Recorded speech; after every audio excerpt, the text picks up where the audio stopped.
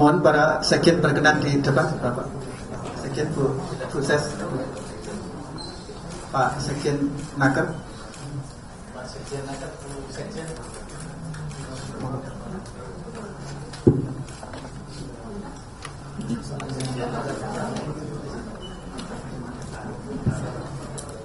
Baik, dipersilakan Bapak Menteri.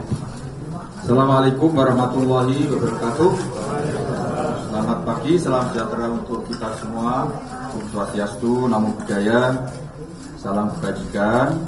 Rekan-rekan wartawan yang saya hormati dan saya banggakan, perlu saya sampaikan beberapa hasil rapat pada pagi hari ini, tanggal 12 September 2023. Selaku Menteri Koordinator Bidang Pembangunan Manusia dan Kebudayaan telah melaksanakan rapat tingkat menteri untuk menetapkan hari libur nasional dan libur cuti bersama tahun 2024. Dihadiri oleh Ibu Menteri Tenaga Kerja, Bapak Menteri Pendayagunaan Aparatur Negara, dan Bapak Wakil Menteri Agama beserta pejabat terkait.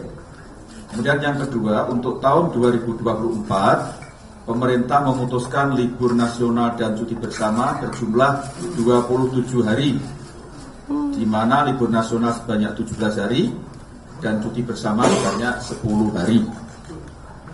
Nomor 3, penetapan hari libur nasional dan cuti bersama tahun 2024 dimaksudkan sebagai pedoman bagi masyarakat, keluarga, para pelaku ekonomi, para pelaku wisata, dan juga sektor swasta yang lain agar bisa merancang aktivitasnya pada tahun 2024 ke depan, serta sebagai rujukan bagi kementerian dan lembaga pemerintahan dalam menentukan perencanaan program-program kerja selama tahun 2024. Nomor 4, akan ada perubahan nomenklatur atas usulan dari Kementerian Agama terkait dari istilah yaitu Isa Al-Masih akan dirubah menjadi Yesus Kristus. Untuk itu Kementerian Agama akan menyusun usulan Perpres Peraturan Presiden untuk perubahan nomenklatur yang dimaksud. 5, setelah penandatangan SKP ini, selanjutnya Menteri Pendayagunaan Aparatur Negara dan Reformasi Birokrasi akan menyusun rancangan keputusan Presiden tentang cuti bersama pegawai ASN tahun 2024. 6, penetapan jumlah hari libur nasional dan libur cuti bersama tahun 2024 menjadi rujukan merujuk pada keputusan Presiden nomor 251 tahun 1967 tentang hari libur, sebagaimana terakhir kali diubah dengan keputusan Presiden nomor 3 tahun 1983 tentang perubahan atas keputusan Presiden nomor 251 tahun 1967 tentang hari libur. 7, untuk aturan terkait pelaksanaan libur dan cuti bersama pada sektor swasta akan diatur lebih lanjut dengan oleh Ibu Menteri Tenaga Kerja. Kemudian untuk aparatur sipil negara akan diatur lebih lanjut oleh Bapak Menteri Menteri PAN, ARP, Reformasi dan Birokrasi. Demikian penjelasan singkat dari saya. Saya kira sudah tidak ada pertanyaan karena semua sudah jelas. Maka kita akhiri konferensi pers ini. Ada? Silakan. Selamat siang Pak Menteri, perkenalkan saya Wilda dari wartawan Detikcom. Pak, apakah pemilu dan pilkada masuk pada tanggal merah nasional? Itu aja sih Pak. Itu Pak Menpan RB itu yang menjawab. Silakan Pak Menpan. Baik, terima kasih. Ini kan diperkirakan tanggal 14 Februari dipastikan akan ada Pilpres. Nanti akan diatur dengan Kepres tersendiri, Pilpres dan Pil.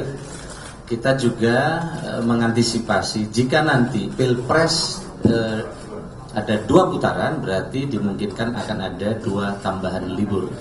Jadi selain pilpres dan pileg, kemungkinan jika ada second round, maka nanti kita akan buat perpres tersendiri terkait dengan pilpres. Di luar yang tadi ya, berarti tadi kan 10. Kalau nanti ditambah 2, berarti nanti jadi 12, totalnya 29 hari. Jadi termasuk yang sangat panjang libur di tahun 2024. Sekian, Mas. Izin Ibu Menaker, saya Amir Faisal dari IDN Times. Ibu, terkait sektor swasta ini nanti penyelesaiannya seperti apa ya Bu ya? Ini nanti diserahkan sepenuhnya kepada perusahaan atau bagaimana? Tadi kan disebutkan sebagai acuan dan panduan ya untuk yang libur dan cuti bersama ini. Tapi nanti teknisnya seperti apa? Terima kasih. Ya, sebenarnya cuti bersama ini sudah berlaku sekian tahun yang lalu dan ketentuannya sama dengan ketentuan yang lama, bahwa cuti bersama ini sifatnya adalah fakultatif berdasarkan kesepakatan antara pengusaha dan pekerja. Yes, dan yang ketentuan yang lama adalah cuti bersama ini mengambil hak cuti tahunan yang dimiliki oleh pekerja. Itu sudah, saya kira sudah berjalan sekian tahun. Demikian. Satu lagi terakhir. Silakan. Siapa? Ini Pak, yang di depan. Izin Pak, saya Dova dari Bloomberg Teknos mau menanyakan, tadi kan ada perubahan nomenklatur ya Pak, dari Isa Al-Masih menjadi Yesus Kristus. Itu mungkin bisa dijelaskan Pak landasan atau kenapa itu ada perubahan itu. Terima kasih Pak.